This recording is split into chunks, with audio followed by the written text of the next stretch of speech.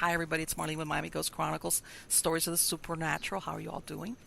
Well, today I have got, of course, somebody that is well versed in the paranormal. His name is Mike Ricksecker, and Mike is not only an author, he's also a Ghostorian. I love that. I love that description. Okay, because Mike, he's authored books. He does paranormal investigations. He's got his own shows, where, which is what I like. It's not somebody that wrote a book once a long time ago and then they never did anything else. He's constantly involved in the paranormal with the new stuff. And let me bring him on. So hold on. Hey, Mike, how are you doing? I'm doing pretty well, Marlene. Thank you for having me on. Great. Mike, I am so glad because like I was saying before, some people that they do stuff in the paranormal, they maybe wrote one or two books, but they're not active in investigations. You know what I'm saying?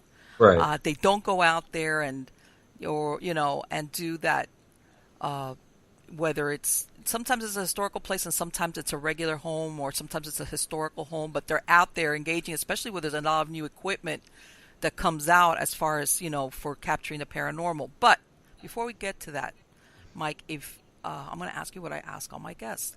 Right. What was your first encounter with the paranormal? Whether you knew it at the time or later on in hindsight realized what it was, because some people don't realize it till later. What happened to you?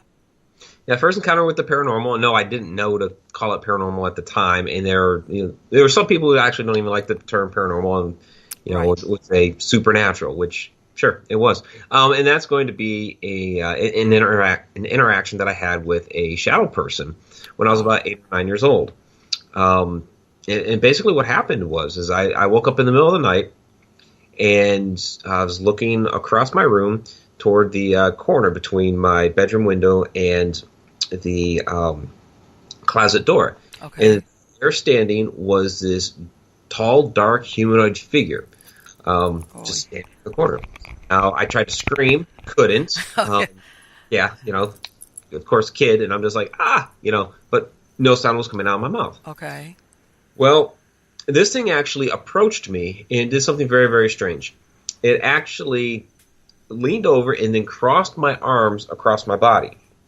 And then it took off down the hallway and into the linen closet of all places. I have no idea what its interest was in linen. Okay. But, so finally I found my voice, got out of bed, screaming to my parents, who, of course, told me that I just had a bad dream. Yeah.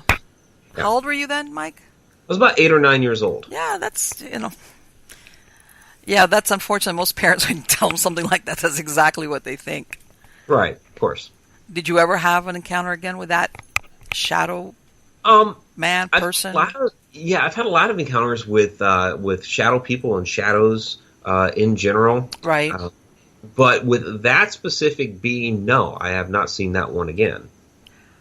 That's so unusual what you said, that he crossed your arms over your chest. That's like very... God, that's very... I'd be interested to see what that's like... It's like... That's very... Let me ask you, and the history of the house, was there any possibility that was tied to it, or was that...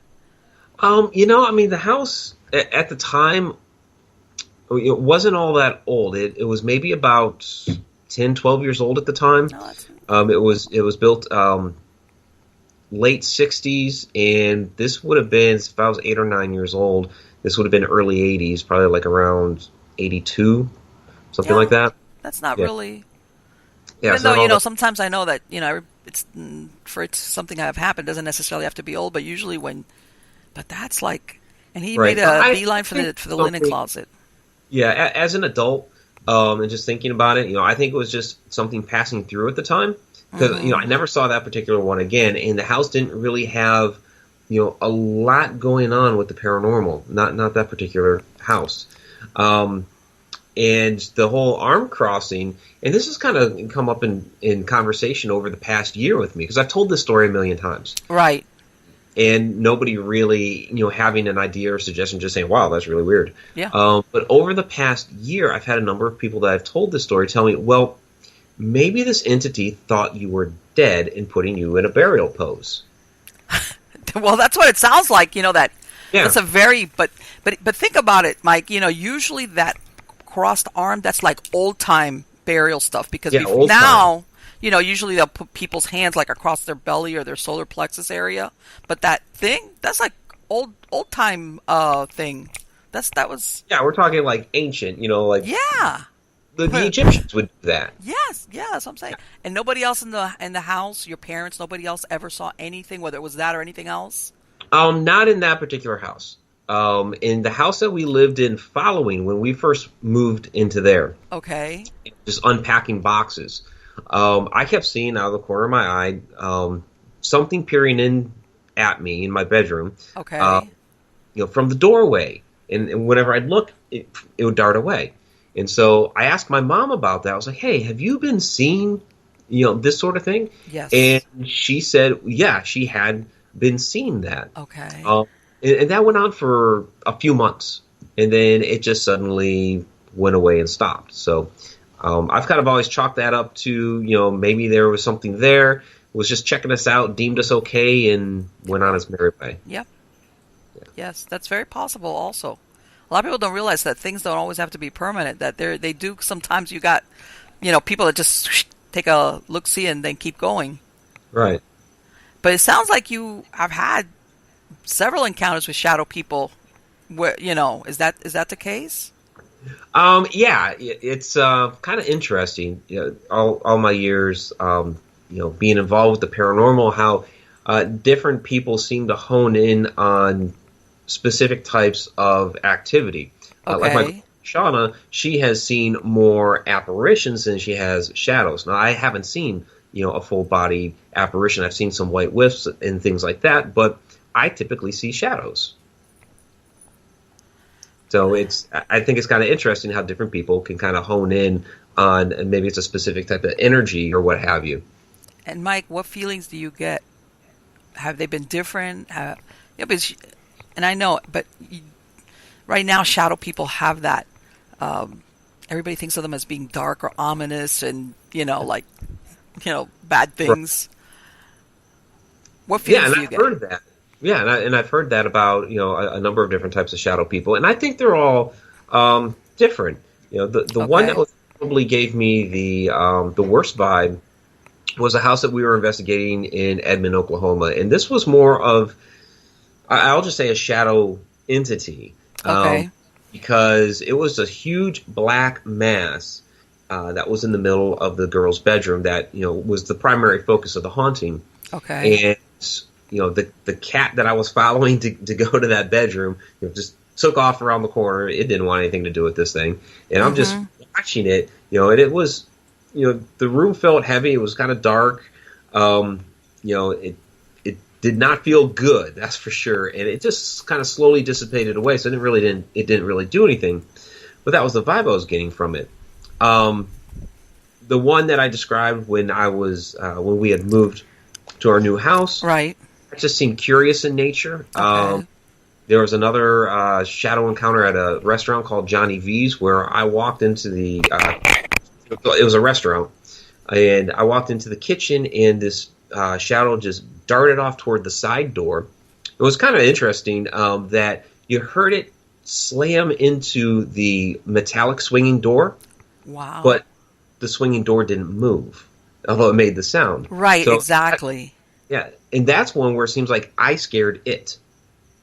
I've heard of that sometimes entities wig out when they actually think that somebody sees them. Like, in other words, that you kind of like cross. Sometimes they're unaware of us, but when all of a sudden they realize that you're aware of them, it's like, what? He can see me or hear me or whatever? Yeah, and that's why I tend to think that shadow people are more interdimensional beings than they are human spirits. I know some people think that they're human spirits, and some of them may be, because we don't really know. But I tend to think that they're interdimensional and they're experiencing us in a much different way than we are experiencing them. Have you ever seen full apparitions, not shadow people? I haven't. I've seen whiffs. I've seen white mists, that sort of thing, but I've never actually seen full body apparition, unless there was somebody standing in the room that I didn't know wasn't supposed to be there. Right. Exactly, and I've heard of that happening to people. They don't realize what they're looking at till later on. For some reason, they ask about the person and then they're like, "There's nobody there," and they're like, "Wow!" And it almost seemed like a solid. Yeah, I've heard a lot of stories like that. So that could be the case, but I just don't know it. And okay, so here you are. You had that childhood experience, and it sounds like you were sensitive. You could see, and well, it sounds like your mom. So, how did you end up actually formally, for lack of a better word, going into paranormal investigations? Yeah, my first, I guess, official paranormal investigation, I was about 15 or 16 years old, and we were just at a friend's house, and she was telling us about how she thought that her bedroom was haunted because every time that she would put something on this wall, like tack up a poster or whatever, it would fall off. So we went up there, and sure enough, we're putting stuff up there and just kind of eventually watching it fall. My friend that I was with that was visiting with me, he was sensitive, and I didn't really know this about him at the time. Okay. But he put his hand on the wall, and then all of a sudden just turned a beet bright red and started sweating profusely. Oh. So, yeah. So then, he just took his hand off, and decided that he was going to go around to other rooms and walls in the house and see what were the hot spots, while I was still standing there trying to figure out about what in the world just happened to him, because I'm trying to touch the wall and not really getting anything. And you're like, yeah, all right. Yeah, and trying the whole tack stuff up again. It was really kind of bizarre, but that was really a rudimentary paranormal investigation. Yeah, the paranormal is something that's kind of always been there for me. I've kind of been in and out of it to varying degrees over the decades. Right. And really when I started making that a primary focus instead of something kind of on the back burner, would have been when I first started researching for my book, Ghosts of Maryland. Okay. That kind of propelled me headlong deeper into this world, where before it was something that was always there, and I delve into here and there and kind of dabble in. Now it was I'm in this. I'm in this for the long haul. So, in other words, and so what happened? You started going into because I imagine that part of it is digging into the history of places. As far as who the likely suspects are. And then, sometimes you get a bunch of stories about certain places, and everybody's got different, and so sometimes you have to dig around, I imagine, a little bit to really get the real stories, about people's experience over a length of time. Where all of a sudden everybody, you see, hey, across the board, everybody has some version of this ghost or stuff like that, which I think is so interesting. When you have these people from different backgrounds, different moments, and they all have very similar encounters at certain places, that you're like, okay, they can't all be hallucinating, so there's got to be something there. Yeah, that's something that I enjoy doing is I love researching and diving into the history of these locations and, trying to find out the truth behind the legends and what have you. And then when you start to piece together people's stories and find out, okay, what do each of these stories have in common? Okay. I think it helps to try to get to the root of the haunting that's going on at these different locations. So what happened? So you did the research on that first book, and then after that is what you made a decision, like, okay, this is going to be more than just something on the back burner. I'm going to... Well, I think I made that decision while you were doing it. Okay. Yeah. Because right when I was debating on, okay, am I going to write this book or not? Right. I'd pretty much already made the decision that yes, I was going to. I had this dream, and I believe in the power of dreams, and I've had a number of dreams throughout my life that have come true or have played some sort of significant role in my life. Of course. And with this particular one, I was in the dream. I was researching for the book and going to different haunted locations. And this one particular house that I went to was a mansion. I walked into it in my dream, and I'm looking around, getting an idea of what the house is and what it looks like, and I know there's somebody else there, like asked a question or something to somebody. But the main part of this dream was that in this great hallway, it's kind of like the entrance hall to the house. Right. I sat down in one of the chairs that lined the wall. Okay. And again, kind of looking around, getting a feel for the house. I tried to get out of the chair, and I couldn't. I was pinned to the chair. Again, this isn't a dream. Okay. And so I'm trying to get out. Finally, whatever it was that was keeping me in the chair let me go, and I was able to get out and get out of the house. And so, at the time, I'm thinking, okay, something in my subconscious is telling me, go to these locations like this, experience, write about it, because I've always been a writer. I've been writing so in the second grade. Mm-hmm. Well, the first location that I decided to go ahead and research, because it was within like 15 minutes of where I worked at the time. I go to this place during an extended lunch break, and that was the Montpelier Mansion in Laurel, Maryland. And they had a self-guided walking tour that you can take. Great. So I got a little pamphlet. I was the only one there at the time other than Isn't that great? You probably went on a weekday in the middle of the day, right? Yeah, it was fantastic. Very quiet, and I could really get a feel for the place. I walked into that great entrance hall of theirs, and it's like, wow, this is my dream right here, right now. I had the chairs that lined the wall, the whole deal, and I was like, wow, okay, so I really am doing what I'm supposed to be doing. Yeah, exactly. And you went by the feeling. Some people walk in there, they go, it's okay, it's all right. Wow, But then when you walk into these places and you're grasped by the history, the feeling, whatever. Yeah, I know exactly what you mean. It's a different type of feeling. Like, I could do this all the time. This is not work. This is not work. You really feel the history pouring out of a lot of these places. And no, it's not work. It's a passion. And it's a passion, exactly. So I don't consider it work at all. Although some people are like, well, you've got put so much work into these books and all that you do. It's like, yeah, I know that, but to me, it's not work. Right, exactly. And a lot of people, you hear that a lot, but some people really don't understand. You tell somebody to do what you're doing, Mike, and you're like, are you kidding me? You mean I'm going to have to write and what? Right. And research? Oh, yeah. I love the research. To me, it's a mystery that I'm trying to solve. Yeah. Let me tell you something. Before I contacted you today, I'm pulling my hair out trying to research, trying to find something on a place down here. And it's sometimes you get some landmarks or some places that got a ton, and I cannot find anything on this one thing. And I'm like, I don't know what I'm going to do. Once you get beyond the Google thing, it's like, okay, I guess I'm going to have to do some legwork on this. But, right. But it's significant and you need to find it. And, sometimes people, if nobody cares to put up anything for you in Google or, some of the other search engines, then you got to do legwork on it. But I know exactly what you mean. But I'm going to get it. Because there you go. I know what you mean by that high that you get when you find something. You go, oh, my God, yeah, this is... Oh, yeah.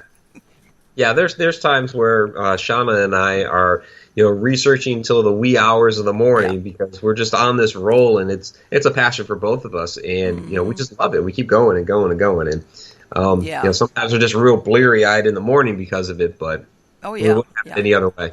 And sometimes it does. You have to dig, hopefully you find something and then you get something and then it leads you someplace else and then you kind of maybe backtrack and you find what you're looking for. And sometimes, believe it or not, if you're off a couple of words, especially if you don't have an exact name, it takes a while to track it down. Yeah, absolutely. Yes, yeah, I'm right stuck in the middle of something like that right now myself. But anyway, but Mike, besides the book, besides the writing, you also do paranormal investigations, right? And so you have one thing is the books, the writing part, but you also have, which is like you said, you're doing maybe historical landmarks or, historical places, but you also do current paranormal investigations.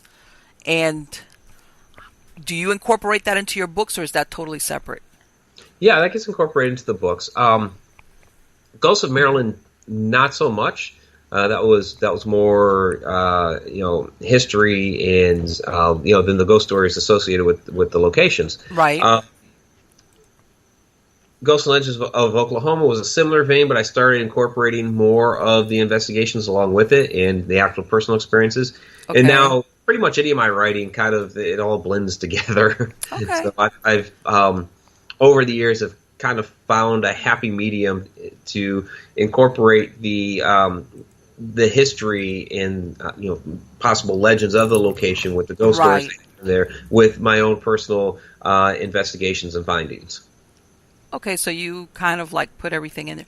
And let me ask something, Mike. Have you, when researching any of these locations, like you said that you find all this information about people's past experience, and you go in there and you have something totally different than what you expected? Have you ever had that happen to you? Yeah, because it's not it's not always a cookie cutter. Okay, this is what people are experiencing, so that's what happens to me. Sometimes that does happen, but I'll just give an example. The Goldenrod Showboat. Going there, I'd heard the stories of Annie, and what happened to me there was very different than what other people had talked about with her. Just because of kind of what Shauna suggested for her to do that hadn't been done before, and that was I kept feeling somebody play with my ear. When I first walked in, did you say play with your ear or your hair? Yeah, ear. Oh, okay. yeah, ear. When I first walked in, was just getting some footage. I kind of felt somebody behind me. Felt somebody play with hair and ear at that time. Okay. And it did feel female. So, I told Shauna about that at some point, and later on, we're investigating up on the second floor, and I was feeling, that same sensation again. And I'm telling Shauna about this, and she says to Annie, "Well, if you like his ear so much, why don't you go ahead and blow in it?" And all of a sudden, I felt this breath of air. It was really fantastic, actually. So, very, very different from what other people had been reporting. But, talk about validation. Yeah. You must have been, okay, well, now that we know who that is, okay. Yep. So, yeah, stuff like that. It's just, it's not always what everybody else is reporting. That's great. I think that's fantastic. That's a great story. Because it's like, forget it. I don't need any equipment. I just named the person. They blew in my ear. So there you go. Yeah, I know who it is. great personal experience. Absolutely. Yeah. So, and the reason why I say this sometimes, Mike, and I've been doing this work for a long, long time, and sometimes people get too serious about paranormal work. You see what I'm saying? Yeah. Because I understand we're talking dead people, or or things that are maybe dark and malevolent in some cases, or whatever the case might be, but sometimes people forget to laugh a little bit when you do this work, because if not, it becomes too much. It becomes too dark. And if you really want to do this for a while, you realize some point you got to laugh it up a little bit, just so that you keep it in context. You know what I'm saying? Yeah, and I think, when you talk about keeping it in context, I think what people have to keep in mind is, these are, for the most part, people that we're dealing with. Right. So, there are other humans that we're going to interact with, and one of the parts of interacting with other people is having a good time and having a lighthearted moment. Yeah, it's not always they're these spirits are not there for us to just bang questions off of constantly, or be guinea pigs and they close a door, or make a knock on the wall, or or things like that. That's not why they're there. And I totally agree with you on that. Yeah. So just keep in mind, these are humans, and so we're going to have very human interactions with them. Yeah, and and sometimes it doesn't have to be anything malevolent, because sometimes there's too much emphasis on that. Sometimes things like what you described happens, and you got to laugh and say, "Wow, okay, here we go." So I just found out who that was. Mm-hmm. And let me ask you, because I get this question all the time myself.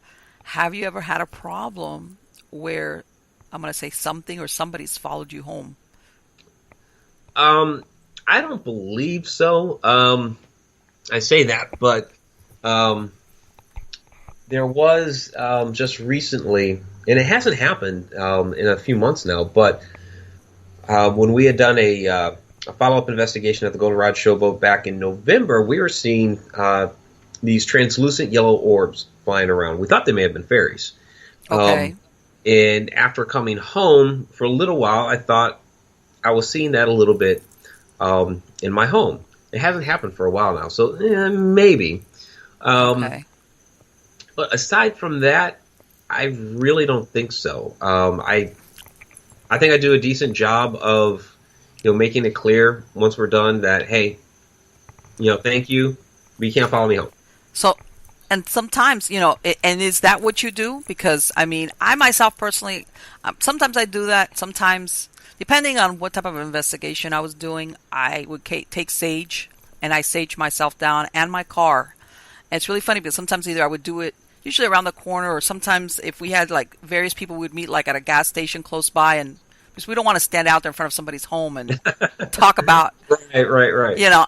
And I'm sure everybody must have been looking at me like, with a sage walking around my car and opening the trunk, and it's like, and I had some team members. I go, I don't care, no hitchhikers, nobody's coming home, especially if I felt that there was actually something going on there.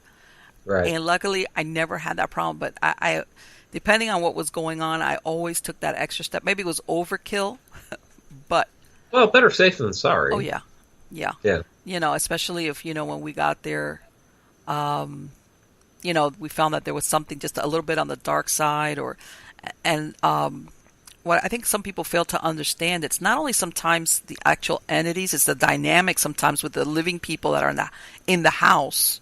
Yeah. Okay. That sometimes you get stuff going on there that's just dark altogether. It's not just that you've got, there's just something in there. I don't know. What they say, what comes first, the chicken or the egg? Yeah. There's just something that's unhealthy going on in there. And after a while, when you do this, you walk into these places, and not so much bigger historical landmarks, but when you walk into somebody's home, that you feel it right away, like, okay. Yeah, there's like an oppression within the house in general. Yes. Yeah. And, I was very careful because I think that sometimes it's not even that you get like an entity, for lack of a better word, wanting to attach themselves, but just negative vibes, especially if there's something going on within the family, within the home. I think that can kind of stick a little bit to you yourself if you're not careful. But yeah, no, I've like I said, sometimes I do what you say. It's enough to like, oh, okay, no hitchhikers, And if I had somebody with me, they're looking at me like going, "Are you talking to you?" No, I'm not talking to myself. I'm talking to, just in case. To the spirits. Especially and you do after a while. You do get the sixth sense about things when you got somebody that's thinking, "Oh, you might be able to sense me, and you look like a nice person, and and if they're not, chained or that there's not a specific reason why they're at that location, they can leave with you." Especially and you do be careful about that. Like at the Ohio State Reformatory, I've done a walkthrough there a few times now, right? And a couple of incidents that happened there. One, just kind of going through the lower level of the cell block, and they're wide open. You can walk into like any of the cells, right? And so I decided to pop into a random one while walking down the hall.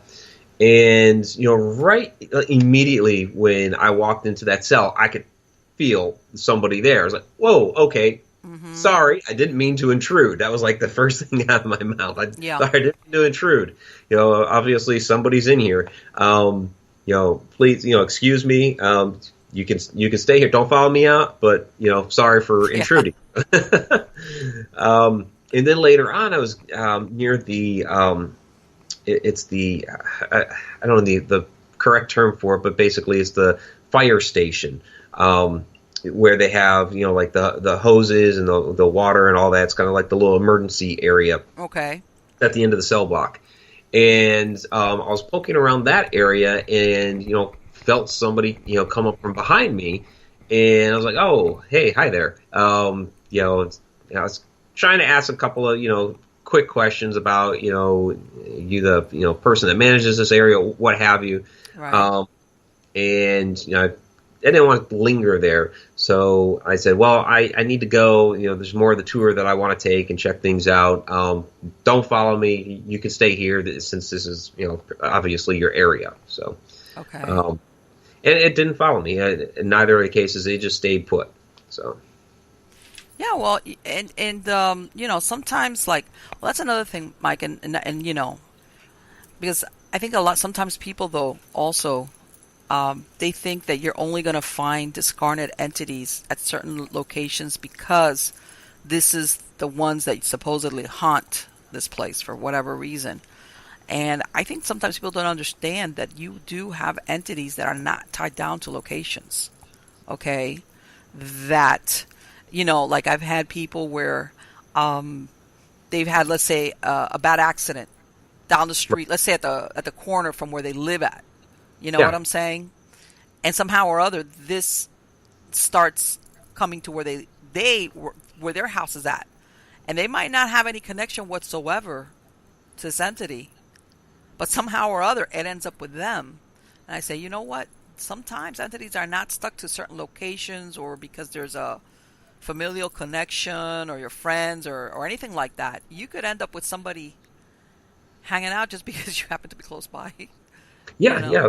Some sort of transient spirit that for whatever reason they stopped by your house and decided that they liked it there. Yes. That can absolutely happen.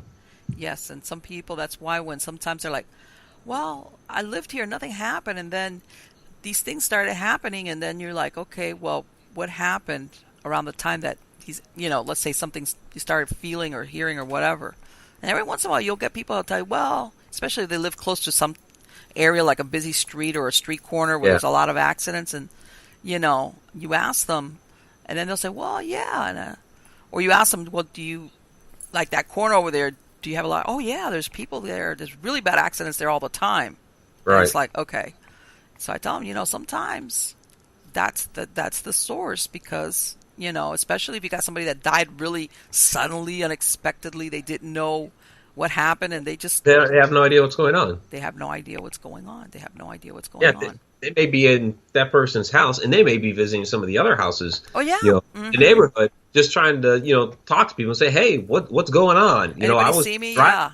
Why doesn't anybody pay attention to me? Right.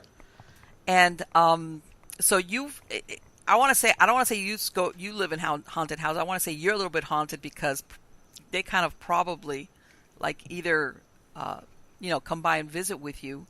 Have you ever found that you've ever gone to an investigation, whether it was a landmark? Well, I don't want to say a landmark because not so much, but let's say a household, Mike, where you felt this is not a paranormal investigator type of situation. There's something here that's beyond my scope, that you've had to reach out to somebody like either a religious, a clergy, or anything to handle or help you with?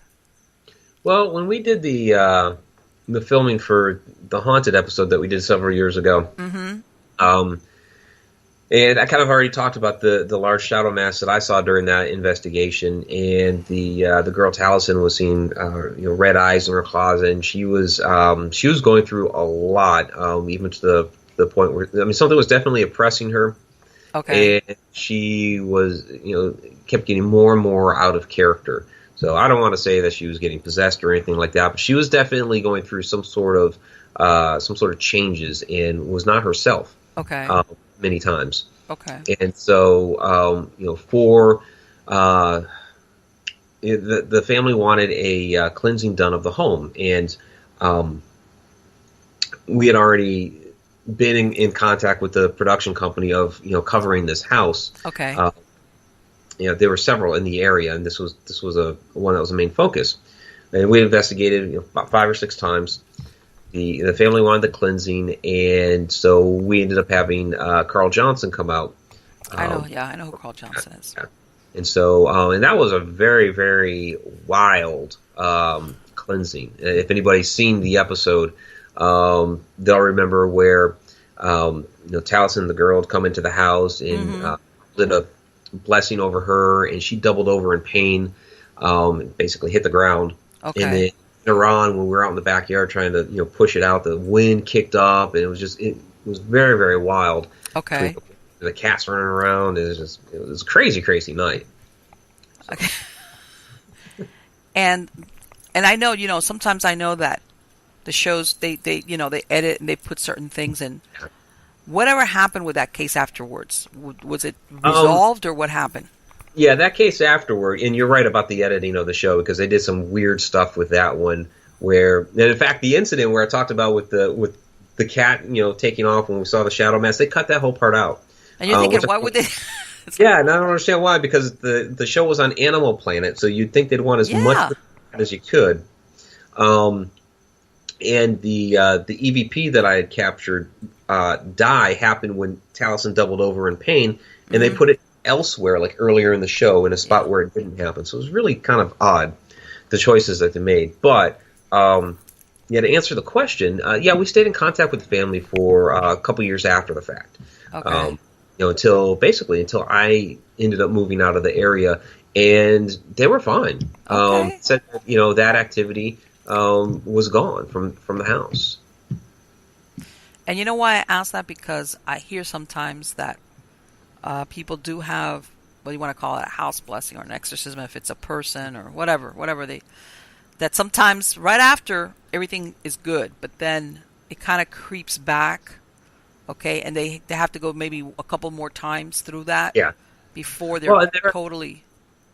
Yeah, there have been times that we've gone back other locations that we did on our own, not with Carl. That was a one-off with Carl. Okay.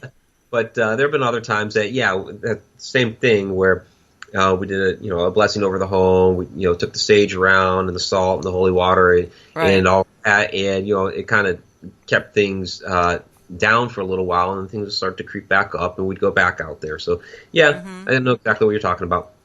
Let me add something. What do you think, Mike? I'm not going to say what I'll say that part of it I do, but they say a lot of people that have had any type of, whether it's, and I'm going to put malevolent. I'm not talking about your regular haunting where you finally like it's grandpa or the guy that built the house, whatever. Something that's a little bit darker. That if there's ever a house blessing and whatever is expelled, whether it's from the house or the person, that you as the person or persons, you are always going to be susceptible to having this happen to you again. Do you think that's accurate? That's a very good question, because a lot of people do believe that. Mm-hmm. And maybe that is true. It's hard to really know for sure, but it certainly seems the case. Okay. Because a lot of people, just after the fact, it seems that, those type of things tend to follow them around. It's like, I don't know if it puts some sort of beacon on them or what have you. It's almost like you gotta be like, one time I was speaking to a person that's like, a demonologist, and they say that, that you still, that they kind of like earmark you, like we got you once, we can try to get you. It doesn't mean it's going to happen, but that person has to be a little bit more careful, right, what they get involved in. Like and now stuff they know like that. Kind of like a now they know you sort of thing. So yeah, I know. Which is, sometimes I want to believe it because I think, well, but then another part of me is like, that kind of puts like a temporary kind of thing on, because I'm thinking to myself, let's take the paranormal out of it. Let's say if you're one of these people that's running around doing risky behavior in real life, and somehow or other somebody extracts you out of it, and you start doing it again, cause and effect. Well, yeah. You're going to find yourself right in the middle of it. So it's almost, I think it's the same thing with the paranormal, or if something like that, like if you, let's say somebody comes and expels something off of you or around you or whatever, I think you're going to be okay. Now, if you start dabbling in maybe whatever you were doing before that got you in there, you're going to, just like anybody else. You're always taking that chance whenever you start dabbling in the paranormal, sure. But I think a lot of the way, a way that a lot of people try to depict it is that, because you've done this, right, out in Massachusetts, suddenly those entities out in California know who you are. Like, all that. I don't know. So I'm gonna ask you, maybe there's a ghost network like that. I don't know. She's going out west, man. Catch her over there. Right. Yeah, you better go get her. Yeah, I think that's a little bit too fatalistic for my taste. Yeah. But and hopefully, if you ever had a really bad experience, you kind of learn from it. Whatever. I'm going to ask you, what do you think? Because now the Ouija boards is like, to some people, it's like you're at the gateway to hell.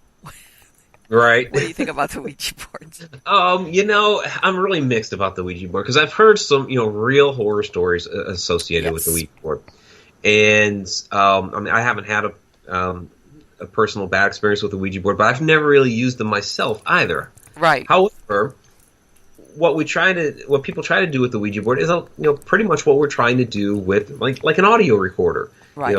We're trying to communicate with spirits. It's just another means in which to use it. So, right. Is what I'm doing with an audio recorder that much different than what somebody's trying to do with a Ouija board? I don't know. That said, I kind of steer away from them, I guess, maybe just in case. But, I've heard of a lot of people having positive, successful interactions with the Ouija board as well. So I can't rule those out. It's it almost depends, like, who's in the driver's seat as far as who are the people that are doing it. Yeah, it just kind of depends, I think, on the person, that is trying to communicate with the spirits and what it is that, how they're interacting with them and who it is you actually end up communicating with. Okay. I think there's a lot of, factors within there. So whether it's a Ouija board or an audio recorder or whatever it is, there's pendulum boards, there's all kinds of stuff that you can use. Absolutely. Yeah. I mean, I've worked myself with dowsing rods, and I've had really good. Right. It's very slow because basically you're limited to yes or no kind of questions. But when everything else fails, sometimes that's worked really well. But again, I think it also has to do a lot with who's operating it.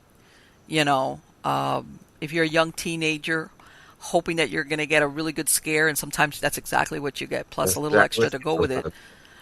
Versus somebody that's really, truthfully, just kind of understands and is very careful about what they're trying to do. In other words, that they've kind of put I want to say like a filter on there. Yeah. Well, I think a lot of us, and there's people that are careless, but I think a lot of us kind of understand, the type of energy that we are interacting with, and it can have repercussions. So we take, precautions. Yeah.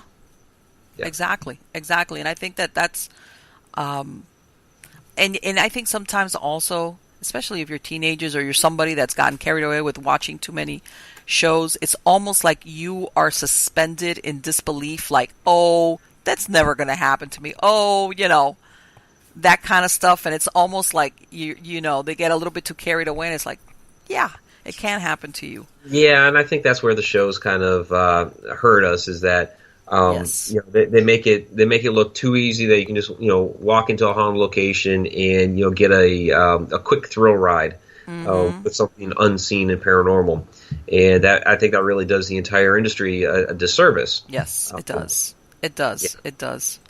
Especially when people think that you're going to walk into any supposedly haunted location, whatever, and you're going to walk in and you're going to be able to capture all this evidence, whether it's a picture or this or that, and it's like, you know what? Right. You ask, maybe, especially if it's a historical landmark, you'll ask some tour guides, and they'll be there years, and they'll say, yeah, some people do send them pictures, but there's a bunch of people that take pictures and never capture anything. Oh, yeah, thousands and thousands. Or they never experience anything. Yeah. And people don't realize that, it's a 45 minutes worth of content in an hour-long show, and they have to condense whatever they have, discovered, and they're there not just for one night, but they're there for a number of nights, anywhere from 5.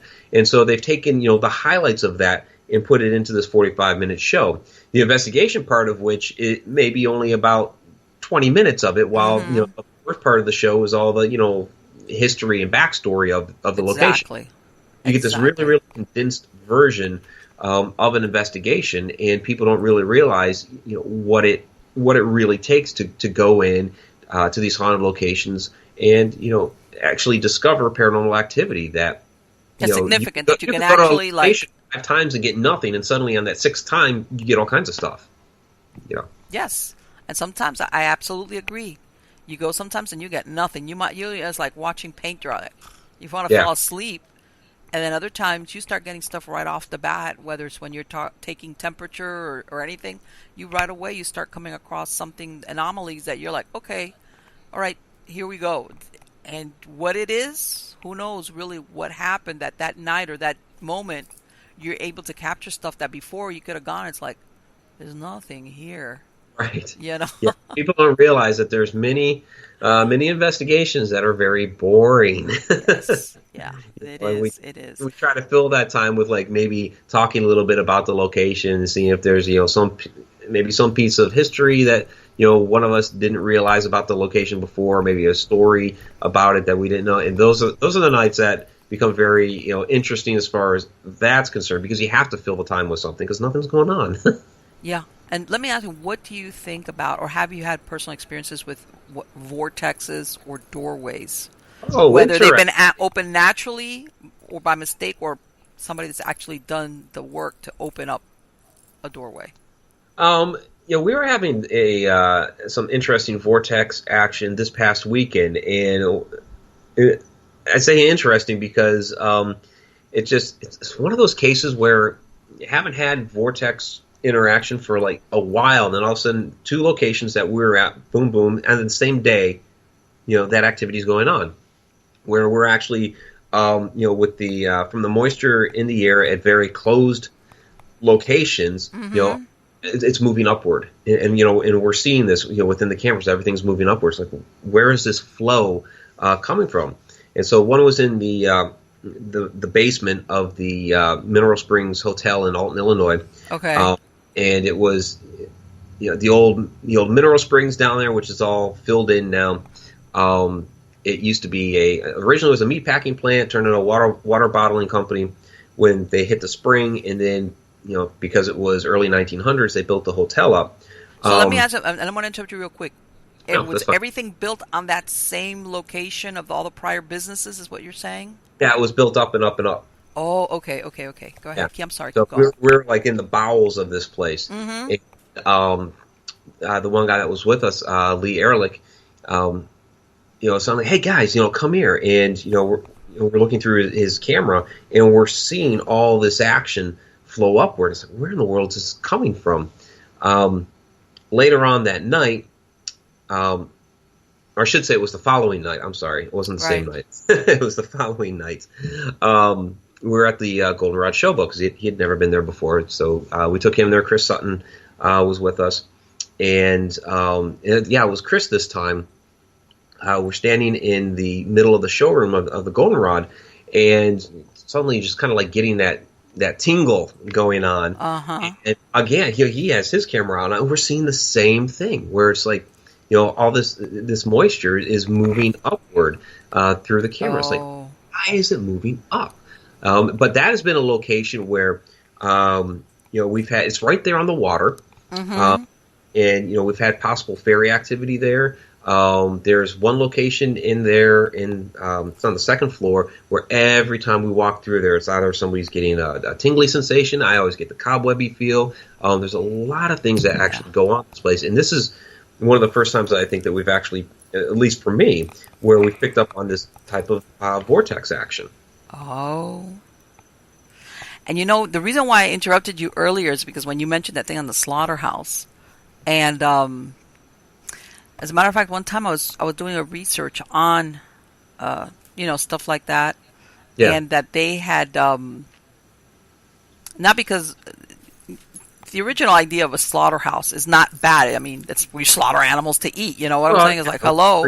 Right. But, back then, I don't know how old that slaughterhouse was, but, if it was a long time back, they were not that humane. But anyway.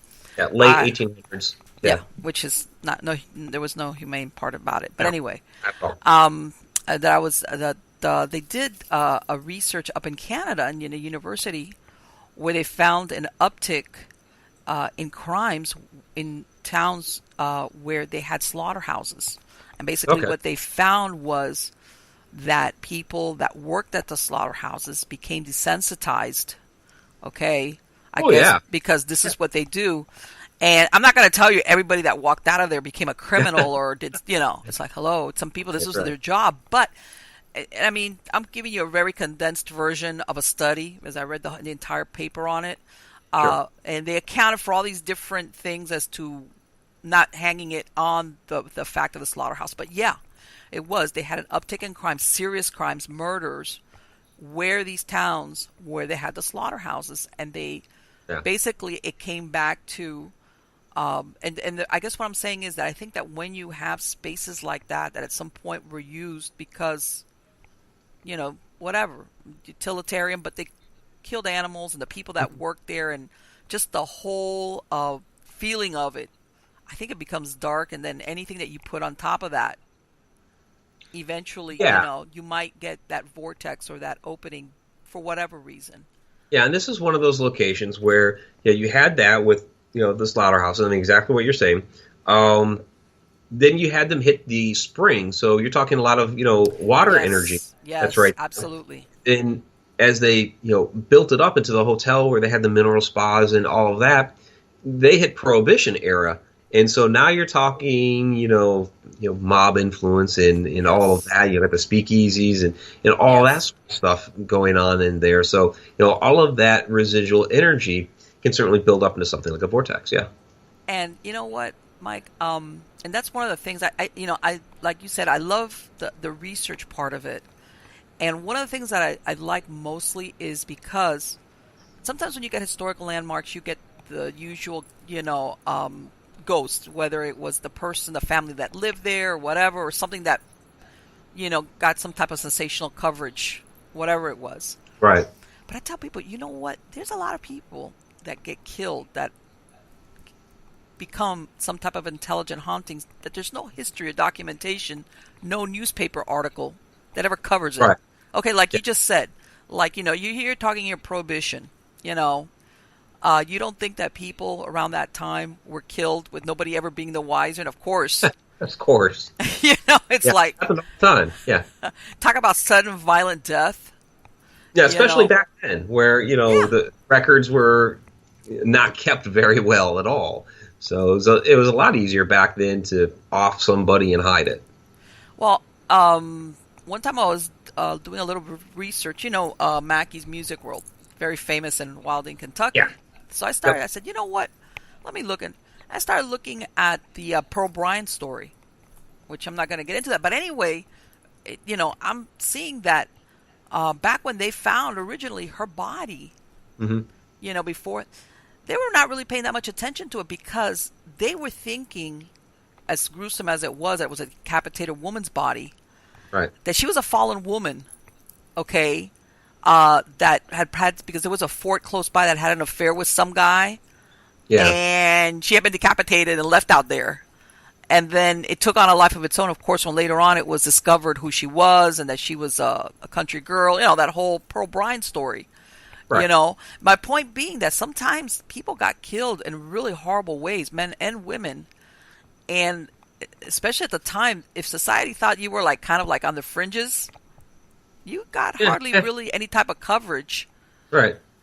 Yeah. Well, okay. Another one of that riffraff is, got themselves. Yeah. She deserved what she got. Who knows? Despite the fact that you found a headless corpse, which is pretty horrible. Oh, yeah.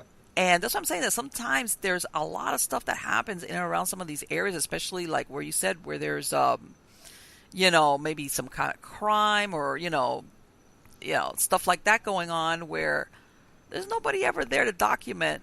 And they might not even have family or nobody to come around and say, hey, what happened to so-and-so? It's like they just fell off the face of the earth and that's that, Yeah, I mean, back then you never knew what happened to a lot of these people. I mean, telephones were just coming into existence, so it's not like you could, keep in touch with, somebody from your family that went off on a trip. You're not going to call them up on their cell phone.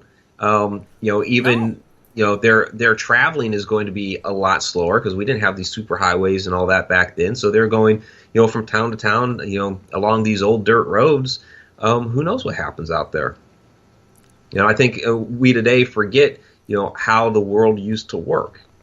You know, because there's very few people from that generation that are still with us today to explain, hey, this is the way things worked back then. You didn't have all this infrastructure in place. It was, you know, to go from town to town was that was a trip, you know, and you know, when somebody left the house and said, you know, I'll see you later, there wasn't a way to get in touch with them, you know. Right. And sometimes time went by, and if you didn't hear from them, you really, you'd like to hear from them, but it wasn't that you immediately thought that something bad had happened to them. Right. And you know what? Now, and if your on the family, road, they're like, hey, what happened? You know. Yeah. Well, I'm going to give you let's move it a little bit further up. Back in the 1980s, I want to say it was at New Hampshire, and I don't know if you're familiar with this. They had a crime scene, which, by the way, as far as I know right now, the victims are still unidentified. That God, what is the name of that town? It's a smaller town in New Hampshire. In like a little wooded area off the road, they found a barrel with a woman and a child in there, a little girl. Oh, that sounds a little familiar. Okay. 15 years later, to make a long story short, they kind of like found two other bodies, and they've gone backwards, and they kind of have found. They still haven't identified any of the victims, okay? But they kind of caught up with a man that was involved with somebody else. And this one lady who lived with this guy who they think might be the suspect to who killed these unknown people in the barrels. This was back in the 1980s. Supposedly he moved in with her and her girls. And then they left that town supposedly for California. And the family never heard from them again. And I'm reading, and they were saying that the family in New Hampshire said, well, we never heard from Mary. I'm going to say Mary. I can't remember her name. But she had gone off to have a life in California. I'm like, what do you mean? Right. So they never heard from this lady again with her daughter, all right? And they're thinking that this guy murdered her somewhere, and the girl as well. They just have never been found. Right. And, you know, they're thinking he's tied into those other girls. And I think to myself, wait a minute. This is not like turn of the century where people left and, you know, it was the family was like, she left with her daughter with this guy who was her boyfriend, and they went off to have a better life. Yeah, even, you know, just back in the 80s. So that's the 1980s, I guess, is my point, that even now you get people who just go off, and the families or friends or whoever's left behind sometimes just is like, have a good life. Yeah. Well, even back in the 80s, okay, we did have phones and all that, but, you know, it was primarily, if you're going to keep in touch with somebody over a long distance like that, you know, you're writing letters. Yeah. And that's a lost art because, you know, we have email and, you know, text messaging and all that these days. Or at least you get a phone call, like, call me when you get there, like, make sure you made your trip. Yeah, okay. Yeah, you still have my phone number, so give me a call, right. Yeah, back then people didn't change their phone numbers either, at least for, you know, you kept it for a long time. But that's what I'm saying, that that a lot of times you do get, you know, hauntings and things like this, and that's why I'm saying that people sometimes when they do the EVPs or when they try to do that, they're trying to identify and they get stuff off of left field that it doesn't correspond to who they think is there. And it's like, folks, it could be anybody. You know, for all you know, this person's body might be buried on the grounds. Yeah, right. And you have no idea because back then, you know, things happen where not everything, you know, comes to light. And I guess my point, Mike, is that sometimes, especially when you have to do these investigations, a lot of people get fixated with their thinking that they know or they assume they know the identity of anybody that's going to come through. Right. And they never leave space for that person that's like who is that? What? You know, what's that person's name? You know. Yeah. You got to keep in mind that it's not always going to be a straight narrative. That you know, while it would be great to, you know, reach out and, you know, talk to and communicate with these people that were there, and I do a lot of research to find out who are the characters of this location. And yeah, I'll start there with, you know, going down the road, you know, is this person there? Is that person there? Yeah. But if they're not, then yeah, that leaves it open to almost anybody. And yeah, if you're getting feedback that doesn't, you know, jive with any of the stories, you know, don't try to cram it in there and force it. Yeah. You know, just chalk it up to, you know, somebody else is here. They may have moved in. We don't know. Yeah, you right. know, if it's a transient spirit, or like you said, maybe it's somebody there that we just don't know because of circumstances that weren't recorded. There's a lot of different possibilities, and so just add it to your list of here's an interaction that we had, source unknown at this point in time. Yeah. And it could be, as you do more and more investigating at the same location, that maybe you are getting some responses that keep coming back to this unknown person. Right. Maybe you can eventually take some of that information that you've discovered about this unknown person and figure out who or what they may be. We might be able to pare it down to maybe at least a point in time that they're coming from. So right, like but yeah, that's multiple investigations to do something like that. Yeah. And let me ask you: have you had? I'm not going to say cemeteries because that's a given in some cases, but have you ever had any investigation or any experiences in either old cemeteries or Native American, or old burial grounds, anything like that? Yeah, cemeteries are interesting. There's been times I've seen shadows in cemeteries. Go back to shadow people. Okay. I've seen shadows in cemeteries, whether it's a shadow person or even like a shadow creature. Like there's, I remember one particular cemetery. It's like every time I went there, I thought I saw a shadow cat. Okay. One that is kind of interesting. That it's actually today. It's a school. It was built in 1938, and it was a grade school. It's not actually being used as a grade school anymore. It went out of service a few years ago, and now the local archaeological society has bought it and is using it. But before they bought it, we were able to get in there and do a number of investigations. What's interesting about this location is that back in the early 1900s, they were excavating an old Native American site there, and they ended up putting this school right on top of the dig site. Oh, like you go into the if you go to the back of the school and look at the schoolyard, you can actually see the terracing of the grounds, and then boom, there's this school right in the burial site. So yeah, so it's like no wonder it had some activity going on. Yeah. Because I think a lot of people don't realize that, especially in some Native American, and even in some, not, cemeteries that are Native Americans, but they would a lot of times put what they call guardians, cemetery guardians or sentinels, for these burial places that even if there's not ghosts or whatever you want to call them, there might be, but that these sentinels basically were left there guarding that area for whatever reason. And, some people think of them as elemental spirits, or something along those lines. And that's why you get sometimes these really, really weird, unusual manifestations, especially like the growling or a lot of unusual, like non-human kind of. And I don't want to use the word demon because that's not what I mean, because that's the favorite word everybody uses nowadays for everything. Yeah. Everything's a demon. I know. I'm like, I watch some shows and it's like, oh, let me guess. It's like... It's a demon. It's a demon. I'm not saying it's a demon, but... Yeah, exactly. Before, that used to be the oddity. That used to be the rare thing that would never come up. And nowadays, the shows have to sell their content, so that's what they've gone to. Everything's a demon now. I don't know what they're going to do after demons, but I don't know what the next level is. It's aliens. No. Well, but they've been doing aliens for a while too. I know, but it's alien demons. Yeah, I know. I'm laughing, and it's like somebody out there's going, but yeah. You mentioned cemeteries, and there is something interesting that's been a kind of an ongoing. Some ongoing research that we've been doing lately at one particular cemetery. It's called Rose Hill. Okay. And it's outside of Greenfield, Illinois. And last summer,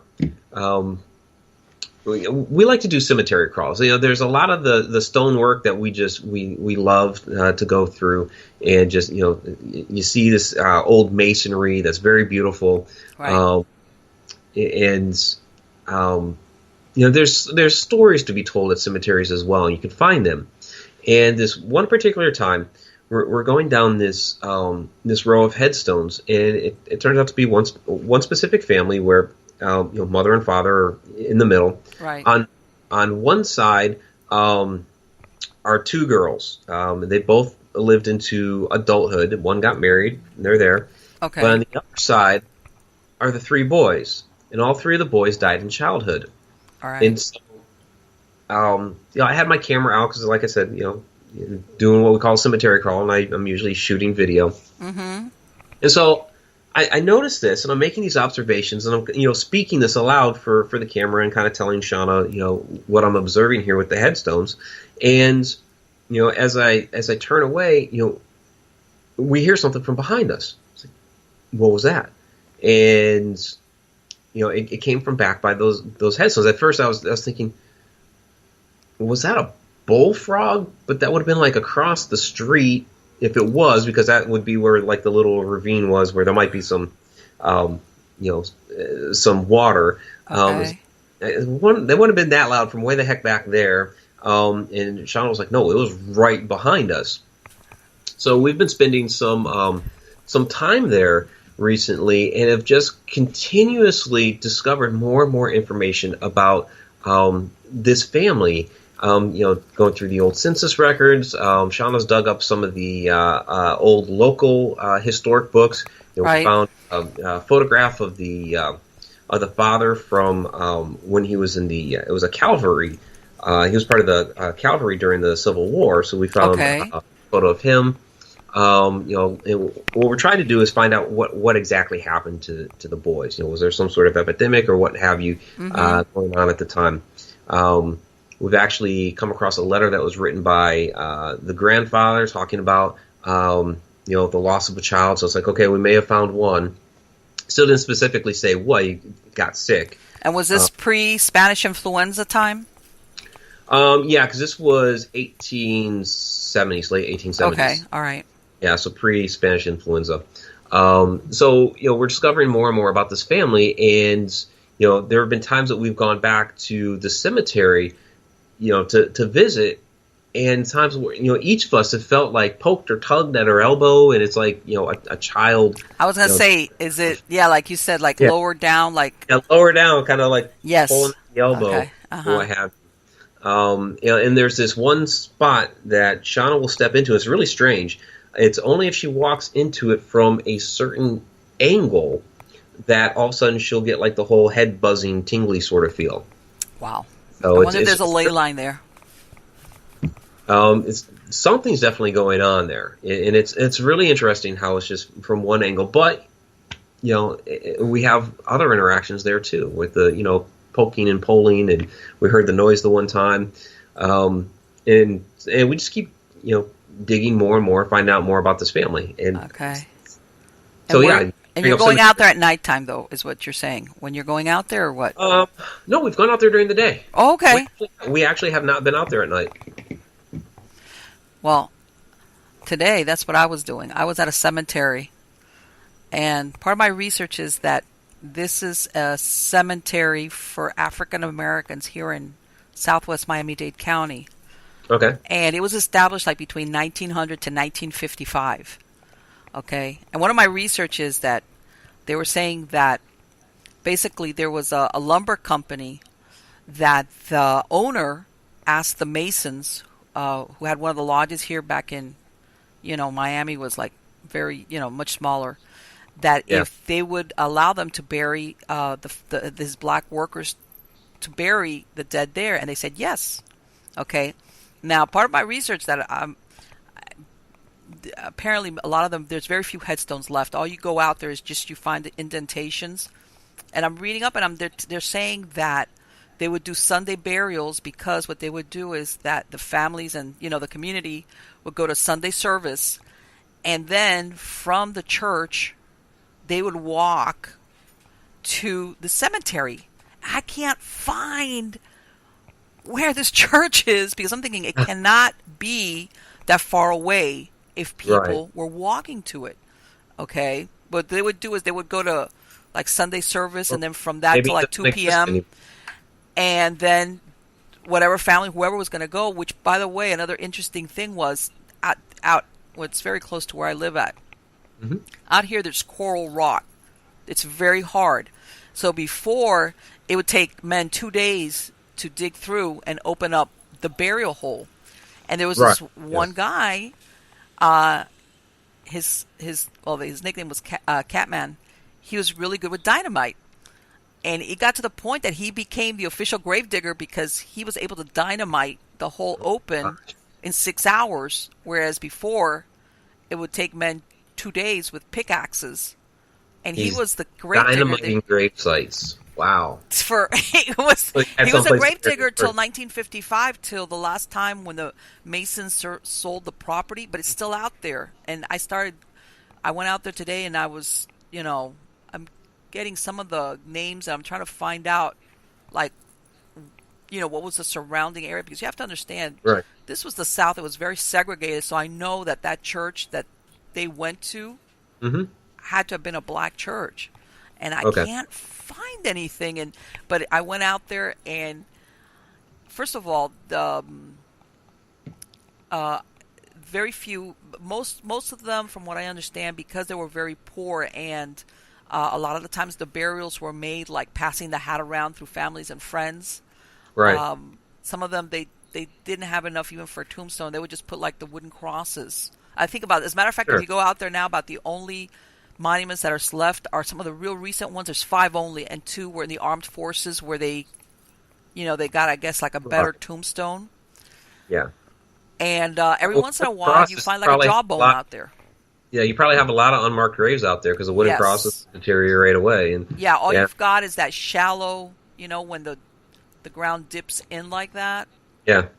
So I've got that, and I want to go back out there at night because in the daytime it's really nice, and I got a little tingle once, but overall it was just pretty, like, and I worked with an ovulus a little while, but what I got was not really like, but yeah, like, I mean, you feel like there's a lot out there that happened just because of the time period and everything that occurred with it, and I think it's, like you were saying, the research part of it, I really, really want to find out, like, the whole picture of that community of, of the people that were using that cemetery, which, by the way, it's down a side road that if you don't know it's there, you can never, ever tell that it's a cemetery. You can't, because there's no headstones. There's one out there that unless you really know what it is, you don't realize it's a headstone. It's very unusual. But it's like everything else. Which I find is common to a lot of times. It's just got a different feel about it. That even if you didn't know I'm walking on cemetery grounds, you still have that feeling like there's just something. I don't know how to describe it exactly, but something different about it, and that's why And sometimes I guess, which I didn't see any of that in this cemetery, like I said, because believe it or not, I mean, I was born and I grew up here in Miami, and I hadn't heard about it till recently. So I know a lot of people, but down here especially, sometimes you get people going into cemeteries to do weird stuff. You know what I'm saying? Yeah. And fortunately, this is not one of those, because I just think nobody knows it's here.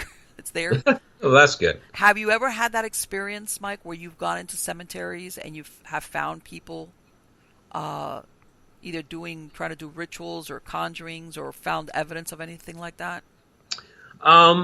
Yeah, a little bit. There's one. It's the what is the name of it? It's Omer Cemetery. It's near Ashmore in Illinois, and there's a headstone there, a monument really, for a woman who they say was a witch. The death date on there is February 31st, which of course there's no February 31st. I was about to say. Yeah. And it's because of this legend how she put out this curse, and I can't remember the exact curse off the top of my head. But basically, it was, on the anniversary of her death, whatever, would happen. And so if they just put, their thinking was if they, fudge the date, then the curse wouldn't happen. So, of course, it's a legend. Who knows what the truth is behind it all? Right, right. And I'm even fudging the legend as we go because I can't remember the whole thing off the top of my head. But in any case, you go out there, and there's all kinds of stuff that people have put out there. Whether it's there's money, trinkets, all this stuff, but you can see where people have and there's candles out there, and they've put the candles in a circle and have lit stuff, and it's like okay, so we're doing some ceremony work out here.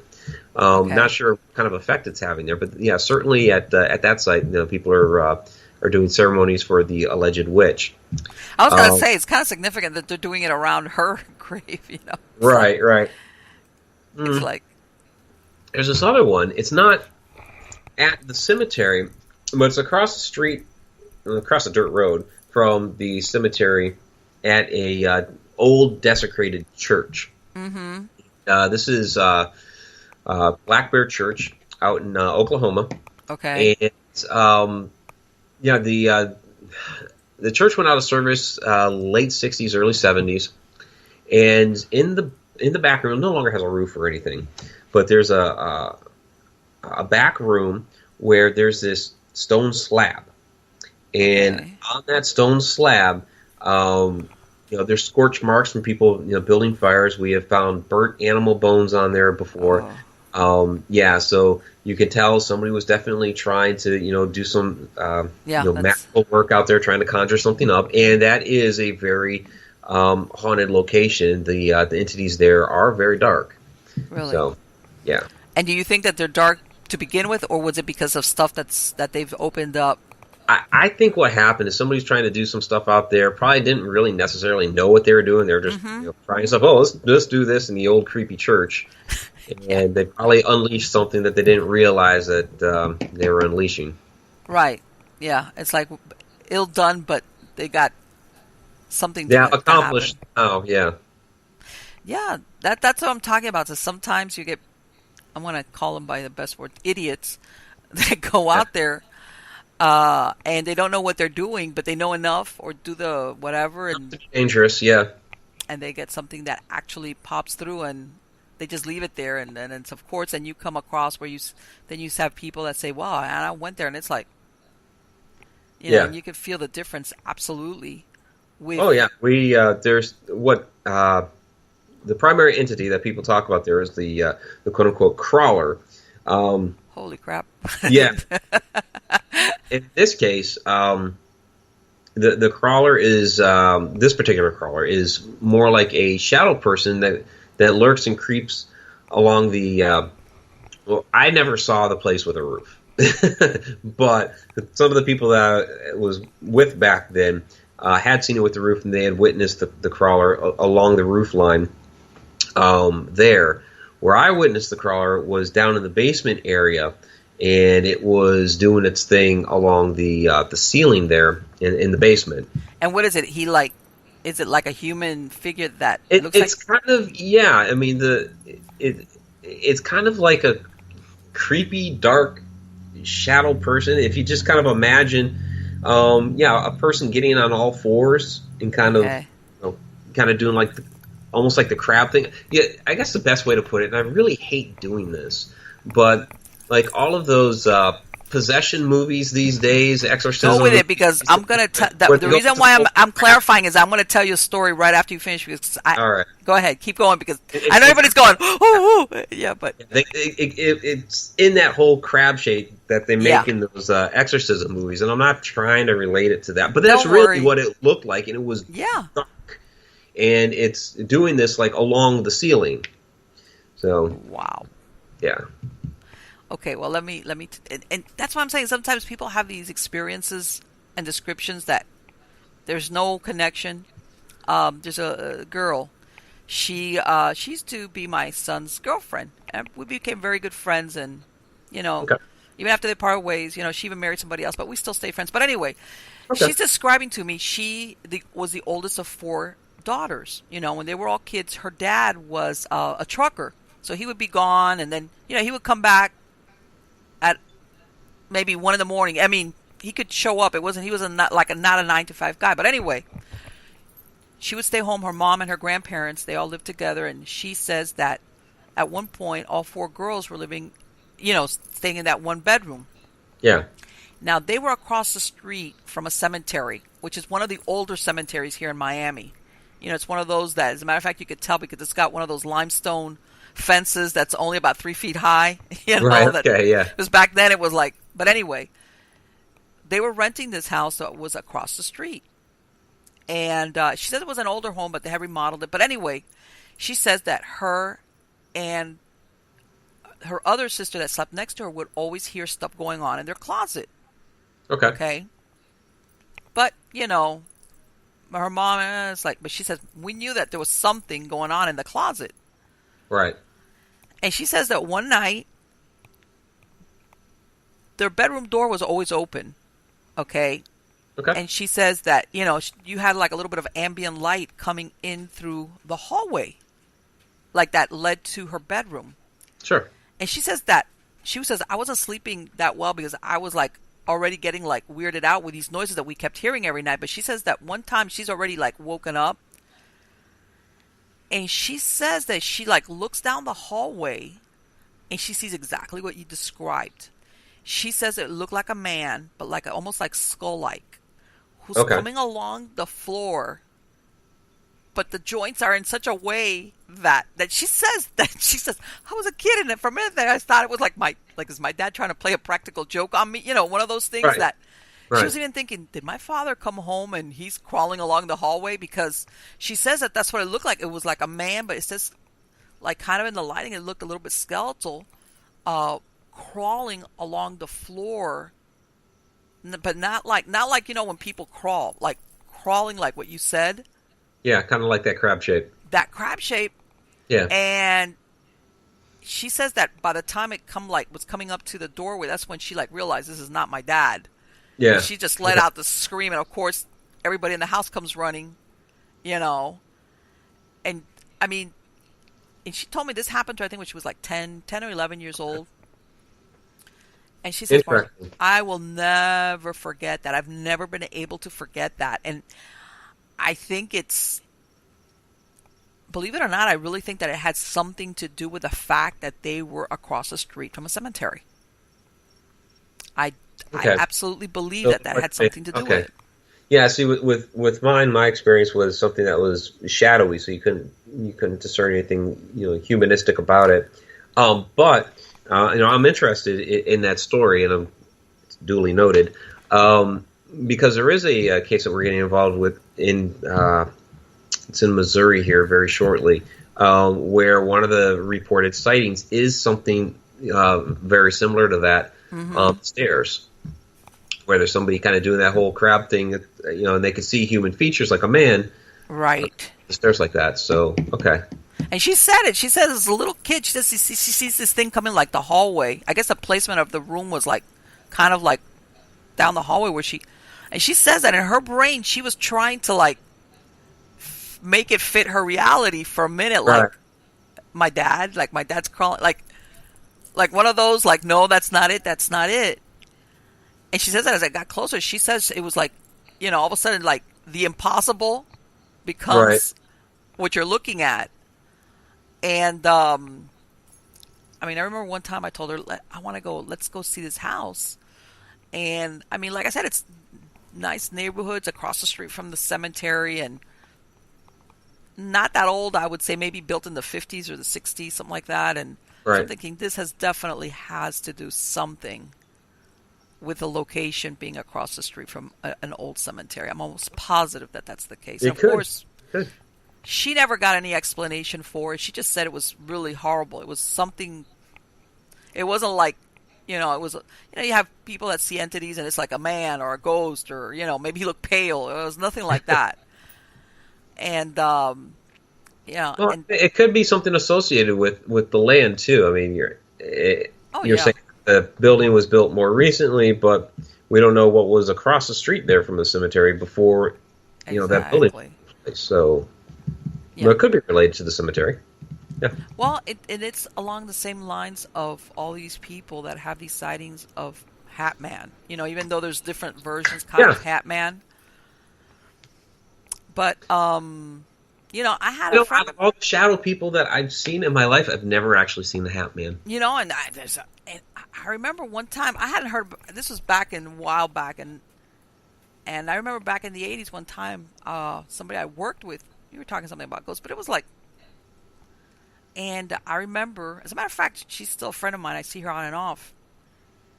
She lived in this little 2-bedroom apartment with her parents in like a part of Miami, which is like very modern. There's like really not that much old. And one time, she was telling me how she was having all these unusual experiences. And I remember, I go, Barbie, her name is Barbie, or it is still Barbie. And and she tells me how one time when she's a teenager, she says she looks at the foot of her bed, and she had a guy with a top hat on looking at her from the foot of the bed. A top hat. I mean, if she would have told me anything else, this was the most out of place apparition, if that's what you want to call it, that you could ever think if somebody was going to make it up. It's a guy with a top hat standing at the foot of your bed in a 2-bedroom apartment that was pretty modern. And she says she's got a really horrible feeling, and you know, I think like within the year, her mom, who had heart problems, passed away. But anyway, she had different experiences. But I remember her telling me that, and I was like, and then afterwards, I'd read of different people having similar, and it's like, what are the chances? And I know definitely she had not read any story where she had back in the 80s where she had read somebody had a Hat Man experience. Right. Yeah. Yeah. Back then, no, people weren't talking about it so much back then. No, it wasn't. And it's like I said, like if you tell me, oh, it's a scary guy, no, it's a guy with a top hat. Yeah. What, he was gone on his way to the opera or what? I mean, it's like, he could have been. It's like, you know, so it's like, you know, those are the stories that for me validate because they're so unexpected. It's not like, you know, you're tramping around looking for that moment when you come across something like that. It just happens to you. Right. Yeah, and usually that's the case. Is it happens when you're not asking for it, and boom, there it is. There it is. So you're that investigation that you said that you were doing. Are you ever going to talk about it? Whatever that Crawley thing.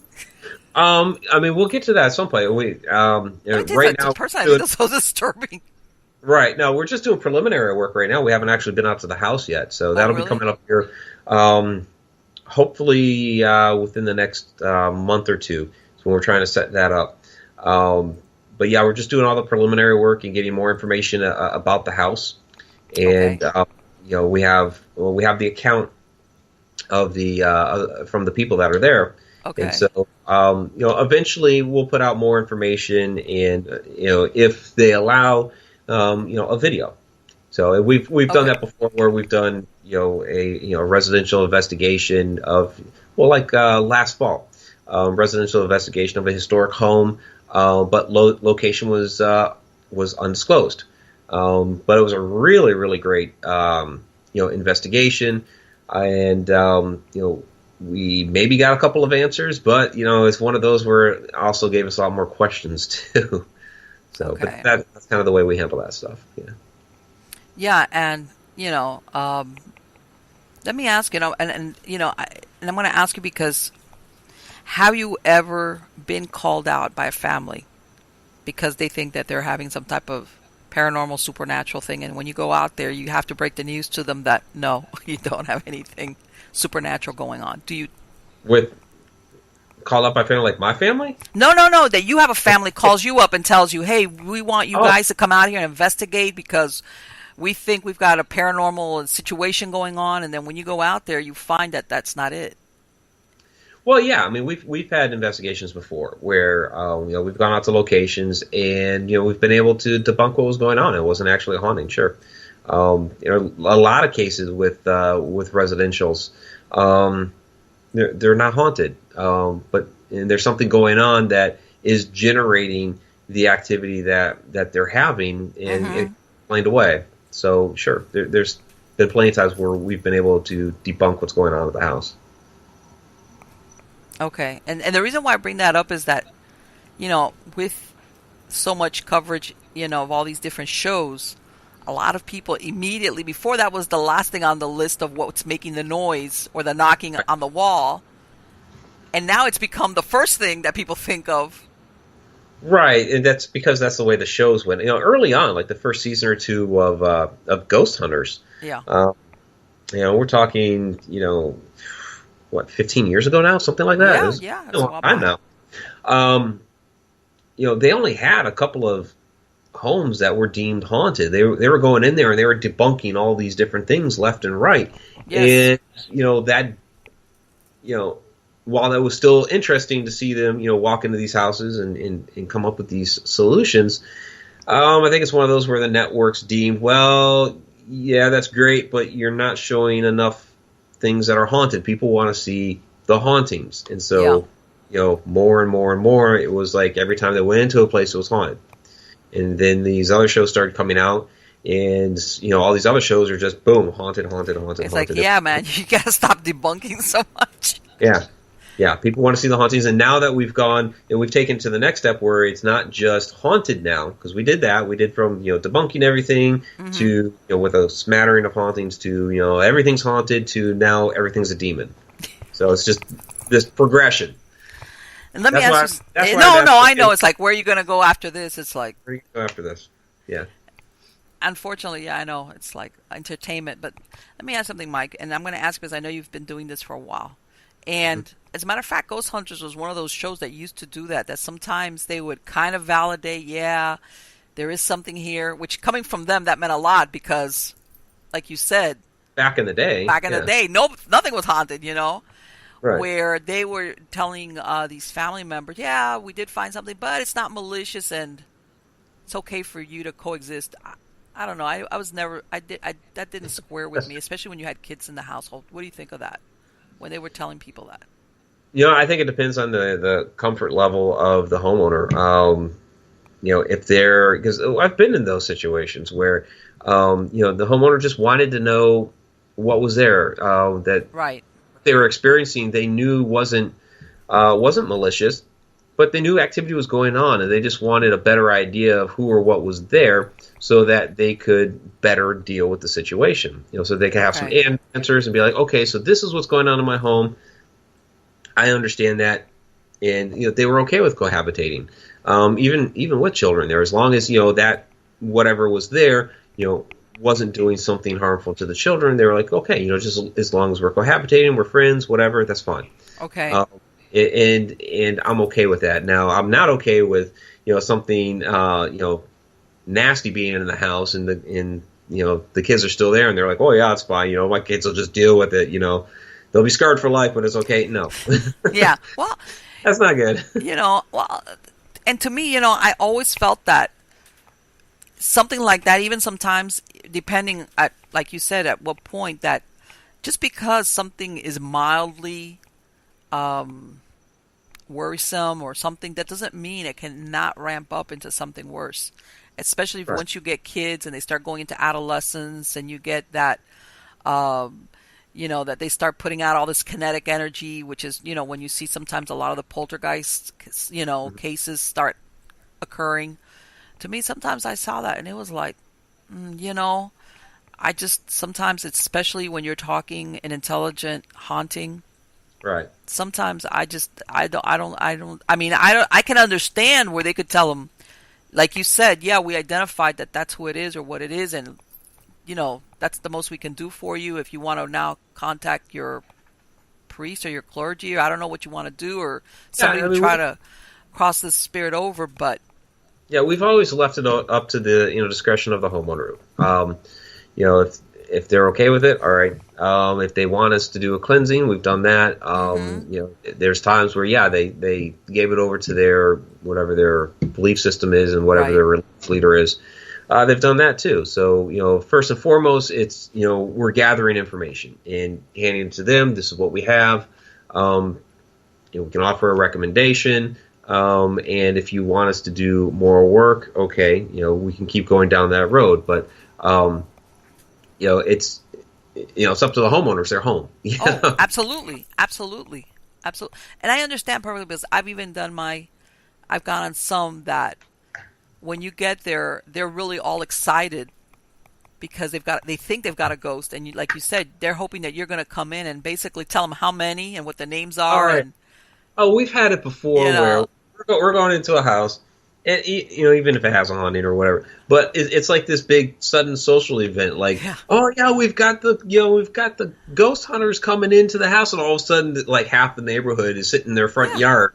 It's like, no, get them out of here no. because they're creating all kinds of noise that's a bother for us. It's like, no, you can't be inviting all these people over to watch us. We are not a show. Let me tell you something.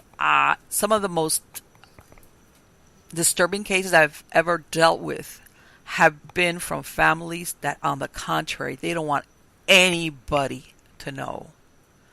They don't want, you know what I'm saying? They want to keep it because they're so like wigged out, Yeah. and they are like, by the time you get a call to go in there is because I can't figure this out and I need some help, but please do not tell anybody, much Yeah. less my neighbors, much less anybody, Yeah, or family. because Yeah. some of them are sometimes diehard skeptics. You know what I'm saying? That they just can't come up with any reasonable explanation. So when you go in there, they're truly, and those are the ones that when I get there, that when I start, it's like, okay, there's something really, really going on, and you could tell these people are scared. It's not like, oh, thank God, it's a ghost. They're scared. They're scared, and they're like, I don't know what to do. I don't know how to handle this. And promise me you're not going to tell anybody. And it's like, don't worry, it's okay. It's okay. Yeah. And like I said, I mean, if they don't want anybody to know, we don't say anything. Yeah. absolutely, Total discretion. And I tell them, and like I tell, and that's another thing I learned, Mike. That was whenever I, because you always ask, like, what's the background? When did this start happening? Blah blah blah blah, whatever. Sure. And let me tell you something. I learned a lot of times to interview the family members, not only in another room, but you take them outside the house with a total earshot of the rest of the family, because you'd be surprised what you get when you ask them like that about. Oh yeah, you separate them. Yes, you get stories, and I'll yeah. tell them, look, whatever you're going to tell me, it's between us. I'm just trying to help you out to Yeah, find out that's what's going on. Yeah, that's interview 101. Separate them And all. they tell you some stuff that it's like, okay, from playing with Ouija boards to lovers that they think cursed them to, Oh, yeah. you get this whole long, or what I have found sometimes that these people will tell you basically they've been having experiences since they were teenagers, and this thing is following them around. Yep. Okay, and some dynamic changed in the household or in the family, and then all of a sudden that's when stuff started going, sideways for them, and it's like, okay, don't worry about it. Well, at least giving me the truth. I'm not going to say anything, and they're almost afraid to let sometimes the other family member or their boyfriend or girlfriend, whoever's involved, know, like, it's not my fault. Well, but, yeah, they're scared of the other person's reaction because if it's something that they did a few years ago and they've known this and haven't been saying anything about it, they don't want the other family members to turn on them and be like, oh, it's you you. did this, didn't say anything to us all this time. You've been making us think that we're crazy. Yeah. Exactly, and They don't those are the ones. Mike, it has been fantastic to interview you. What are you working on a book right now? Yeah, actually, I've put out there that right now we're collecting stories for the third volume of Encounters with the Paranormal. Okay. So I have a couple of stories I'll be writing and contributing to that. And basically what this series is collection of stories from people from all over, and their personal experiences with the paranormal. So we're currently collecting stories for that. Okay. And of course, we're always putting together videos for the Haunted Road Media channel. Okay. So people can just stay in touch with us and keep tuned into what we're doing. We put out usually at least 2 videos per week, sometimes 3. And we always have a lot going on. So, well, I'm including your links to your websites and the credits of the show. Okay. Okay, so that people can link to you, and I'm sure that either you've got an email or something that they could contact you as far as if they want to either get a link to the show, or if they want to contact you with any stories, right? Yeah. Excuse me. Go to wow, You okay that came out of nowhere. Yeah, if they want to submit a story, go to hauntedroadmedia.com. There's a contact form there. They can reach that way, or my personal site, MikeRicksecker.com. There's also a contact button there. So either way, or really over any social media like Facebook or what have you, just reach out to me and say, hey, what do I need to do? And really, it's just a story, personal experience about 1,100 words long, and we'll be taking those submissions for the next couple of months. Okay, and let me ask something, Mike. What if they wanted you to come out there as a paranormal investigator? Are you still doing that right now, or? Yeah, I mean we're always open for investigations and to see how it works into our schedule. And we have a lot going on, but okay, yeah, we're really open to that. And the reason why I'm saying that is I'm sure that people, after seeing this, you look like a very down-to-earth, sensible person. You know what I'm saying? Yeah. Thank you. You're not. No. Well, what I mean by this is that you don't come across as one of these investigators. There's a lot of waving of arms and and all this and like I said, there's a lot of people out there that's what they want if they're experiencing something that they think might be supernatural or paranormal, and they're just like, they've gone through the list of possible. They try to debunk it themselves, in other words. Right. And they're ready to call somebody in. They want somebody that's going to come in and is going to be level-headed. Right. Yeah. I mean, we're not all about dramatics. We're about discovering what is really and truly going on there. So that's between the history of the location, the land, the experiences people are having there. Maybe it's something local there. Within the community, there's a lot of different factors that can come into play there. We mentioned ley lines earlier, so we take a look at all those. So in other words, you help them research if they don't know, they haven't done the research, or they don't know. You help them research if there is. Yeah. Okay. That's like the first thing that we start doing. We start digging into the history of the location. We'll start going into the local records, and we'll go into the the records of the property. We'll dig up old maps and all of that stuff. Stuff that sometimes people just don't do because either they haven't done or they just don't know where to start. Exactly. So yeah, you sound like you got a lot of experience with that. Mike, thank you so much for the time you've spent talking about the paranormal. And thanks for having me. You have all this experience, all these things that you've done firsthand. Okay, and I think what's really interesting is that you also gathered all this information from all these witnesses, people who have had their own experiences. That kind of gives you like a very balanced, So belief. We're all in this together. We're all in this together. We all have our own personal experiences. But in some ways, they're all related too. Experience that I have might be similar to somebody's over here, somebody's over there, and maybe we don't have a complete understanding of why it's happening to us. But maybe by listening to others' experiences, we can kind of piece together some clues and some facts and try to come to some sort of conclusion as to this is what's going on. So it's not just sectioning yourself off.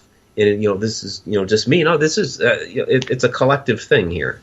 And you know what, Mike? I'm gonna say that despite the popularity and everything that the ghost shows and everything, there are people out there that sometimes have experiences that feel very isolated, either because their family or maybe the religious group they belong to, they don't talk about it. And like you said, when they hear people talk about a similar experience, they kind of don't feel like, that feeling that people get like, this is only happening to me kind of thing. Yeah. Well, and that's one of the big reasons why we do the Encounters with the Paranormal books, is so that people realize that it's not just them. There's all these other people that are having very similar experiences. So you don't have to be isolated. I've had so many people come to me and approach me and say, thank you for, sharing your stories. Thank you for, sharing all these other people's stories through your Encounters with the Paranormal books. I don't feel so crazy now. Right. Yeah. I don't feel so crazy. Or people, this happens and they come out the other end. You know what I'm saying? It's not like for an ever thing. And like I said, there's a lot of people that, or especially if they have some type of responsible job that they can't even go to a coworker or anybody and say, hey, Right. I saw this, because it's like, okay, that's the end of your career. Forget that. So they kind of walk around sometimes for years with Yep. this thing going on. And then when they hear people talk about it, or they read the story, they're like, okay, you know what? This has happened to other people, Yep. you Exactly. know, and it like, because a lot of people tend to telescope and kind of feel that isolated, like, oh, it's only happening to me. So, yeah. So you're working on your book, and you're like you said, you're doing your what is it, biweekly shows, right? Well, the Edge of the Rabbit Hole show is every week, Tuesday Okay. night at 30 p.m. And Okay. then we also have other investigation videos that we produce as well. Okay, but So you kind of put that, on and off. It's not a steady schedule, or you just introduce them as you do them. as far as the investigation videos, yeah, they're whenever they come out. Now we do have a Okay. Friday night ghost fright. So that's almost every Friday. Okay. So we do that, and that's a ghost story or legend, that sort of thing. Sometimes they're personal experiences that I've had or others have had. So that's almost every Friday night. And then, yeah, the investigation videos are when we can get them produced. So sometimes we have a whole bunch of them come out at one time, and there's other times where it might be here or there. The So yeah. logistics, I know. Let me ask you before we end this, Mike. One place I've always been curious and I've never done, and I'm wondering if you ever gone and done the Bell Witch Cave? I haven't yet. No. Okay, God. I want to talk to somebody, a paranormal, somebody like you, who knows what they're actually looking or not looking at, that's been there, because I think that's one of the few places that it's always I got a big question mark about just exactly what happened there. That, how much of this Yeah, I is haven't been there yet. myth, urban myth, and, like, or is Right. this really something that happened there? So, okay, Mike, thank you again so much for spending this time with me. It was fantastic. It was Yeah. Thanks again. wonderful. Appreciate it. And absolutely, I've tuned in. I've watched your show other Thank you. times. Like, I've got, even though you can't see it here, I've got a TV over here, So I'm like, like multitask, phone, Right. work, and watch stuff. Thank you again so much. Take care. All right. Thanks. You too, Marlene. Have a good night. Likewise. Bye bye. Bye bye. So, another wonderful, interesting guest on Stories of the Supernatural. Yay! Okay. Like I said, Mike, not only is he an author, but he's actually involved firsthand in paranormal investigations. He's got his shows. He gets it from all sides, from firsthand experience. He's also been in some actual supernatural shows.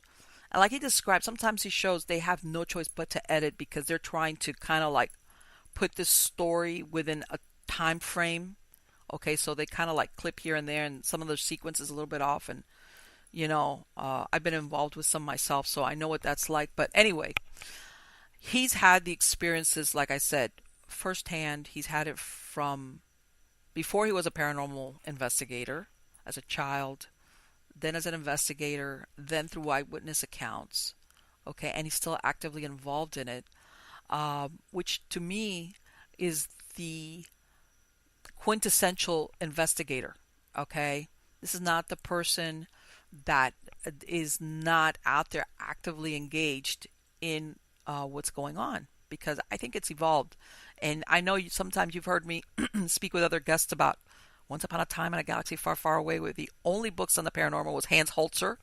Okay, and all he did was he would just go to historical landmark places, mostly in the northeast of the United States, and he would have these mediums, and you know, I thought they were great. I read all his books. I have all, as a matter of fact, I still have some of them. They're from the 1960s and 70s and stuff like that, and it's kind of evolved into something much more than what that used to be. And before, of course, we used to have like, you know, Victorian ghost stories told around Christmas time, but it's not like it is now. So when you get somebody like Mike, who, as you could see, he's a very level-headed person, but he's he's very open to recognizing when something like that really happens. And to me, I see that kind of investigator as the one that doesn't automatically jump to the conclusion this is supernatural. No, it's like, okay, this. Okay, then let's move on and consider this a supernatural or a paranormal event or occurrence. Because I want to say this, for all the bad press that paranormal investigators get, that we're too eager to say that it's a ghost, believe it or not, like myself, there's a lot of paranormal investigators who are the worst skeptics. Believe me, we are the worst. We have the highest standards when it comes to actually calling something paranormal, supernatural, a ghost. I'm telling you, because when you've experienced that truly firsthand, you know the difference between that, somebody's imagination, something that can be explained from within the house. I'm going to tell you something. I've had experiences where the dynamics in a house, I've had people, I'm going to give you an example, who have kinetic, kind of like kinetic PK manifestations, but they only show them when they're under a very high stress. And for example, one time, this was many years ago, I went to an investigation where it was a couple, no kids, just a couple. And they were describing some weird noises in the kitchen. And so I'm speaking to the wife, and I said, well, what have you seen? Oh, sometimes, I'll be washing the dishes and I'll see the plate start to vibrate, like inside, either on the next to me or inside the wash basin. And I ask what everybody, has this happened to you in other houses? Well, yeah. When I interviewed her, she was in her 20s. She tells me, so has this ever happened to you before? She said, well, when I was like 13 or 14, I was having a really problem with my parents, something like that. And stuff around me was moving. And I said, how bad was it? Basically, it was a very volatile, extremely volatile situation she had when she was 13 or 14, in her household. And then in between, she didn't have it. Once that stopped. And what happens is this person was basically displaying some type of, and apparently later on, you find out that this marriage was in crisis. They were having some really big problems. And this girl was basically displaying PK abilities, but they only manifested when she was under extremely high levels of stress. This was not paranormal. There was no ghost. Okay. It was just somebody that this happened to. So again, my point being that a true paranormal investigator is not going to make it a ghost as to who is either giving you the weird feelings or that noise that over there, or in this case, why that plate is vibrating when nobody's touching it and you're not running the garbage disposal. So what is it? So I think that's why Mike was such a great guest to interview, because I think that considering that we have so many examples of paranormal investigators who are a little bit too over the top, great showmanship, but come on. If this is what you really do, I'm telling you right now, because like I said, I've been doing this for many, many, many years, since the 90s, officially since the 90s. Okay? I'm telling you, when you've got a family or a person who is truly, truly experiencing something that turns out 9 times out of 10 to be supernatural, they do not want somebody walking in there going, ah. No. They want somebody like a Mike Ricksecker, somebody who's going to go in there, level, calm them down, look at what could it possibly be, try to debunk it and not make that person feel stupid, but find a plausible explanation for it before they actually say, yeah, this is paranormal. Okay? I'm telling you, those are, and you know what? A lot of times, you're never going to hear about these stories. Believe me, I have caseloads of them. Okay, but what you learn is that these people, their confidentiality is more important than anything. Okay, when they don't want, nobody to ever find out what happened, what was happening in their household, or, I mean, there's a lot of cases. We could talk here for hours about what are the different reasons why these things manifest, whether it's something that's part of the family or attached to a person, or something that has started happening with the dynamics in the family that stirred stuff up. Because believe it or not, that happens. You do have sometimes things that are dormant in a household, and then something goes sideways in the family dynamics, and then it's like, what? Like, things start happening that they can't account for, and it's been there all along. It just was dormant. So anyway, I hope you enjoyed the show. I know I loved interviewing Mike. I have the links in the credits to where you could reach him if you want to see his shows, if you want to find out what's happening with the book he's going to write, plus the one that he's written already. You know, again, I urge, everybody. We are, me and Mike, we are the real paranormal investigators. We are the ones that are really, truly doing it. Okay, out there, whether it's a historical landmark or somebody's house, or you're doing research for a book, we're the ones that go out there. And like he said, there's a lot of times when nothing really happens, but a lot of times we do know how to recognize the for real thing, the genuine article. So again, guys, subscribe to my channel, like this video, okay? And I'm hoping that you're going to come back every Friday at 7 p.m. and look at my shows. Plus, if you get notifications, you're also going to find out every time I let go of one of these unplanned shows, which, by the way, right now, a lot of times like today when I went on that cemetery thing that I told Mike about, I was live streaming. I live streamed that on Facebook and on Twitter, okay, on Periscope. So if you can't catch me here on YouTube, please follow me on Twitter or Facebook, because a lot of times I do live stream off of those two social media outlets. So again, guys, take care. What's today? Today is Wednesday. Happy hump day, or so Mike would say. Take care. Be good. Be safe.